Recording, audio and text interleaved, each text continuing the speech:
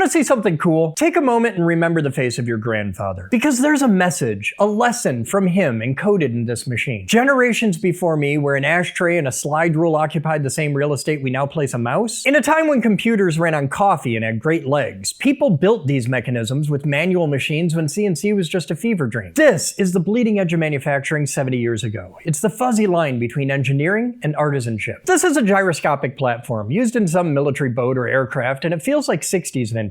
It's designated AN ASM 44, but it's ITARted, so only God and government know the details, and I'm not on speaking terms with either. The concept is simple. You mount a gyroscope to a plate, and that plate will resist moving in the two axes perpendicular to the spin axis. If you orient a couple gyros to the right angles and mount them to the same plate, it resists other orientations as hard as Exodus International. Mount the plate on a set of recursive hinges nested as tight as 4 next loops, and the plate can spin in every which way but loose. Then, if you bolt it to a boat, the plate stays where it started, even though the boat changes direction. If you know where you were and can measure the difference in angle, now you know where you are. The boat knows where it is because it measured the difference to where it was. If you think that's nuts, you should see how we do it now. We guide everything from mobiles to missiles with a clock radio. The modern method measures minute murmurations in microseconds from a reference constellation. We take what we know to learn what we don't. Same idea, just better tech. There's so many things that can go wrong here, and it's mission critical componentry, so the only way to have reliability is to just over-engineer the living shit out of it. Look at that build quality. This is money is no object, black box bureaucratic budget levels of handmade craftsmanship. It's all made by people at the very top of their game who can't tell their wives that they did at work that day. I'm sharing this with you because it shows what you can aspire to in your own build quality.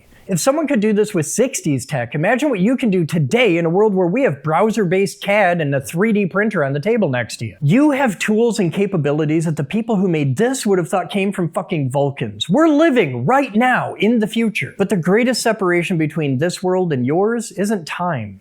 It's grit. The ability to dig in, to do the hard thing and to do it well, to persevere against complexity and boredom and simply grind.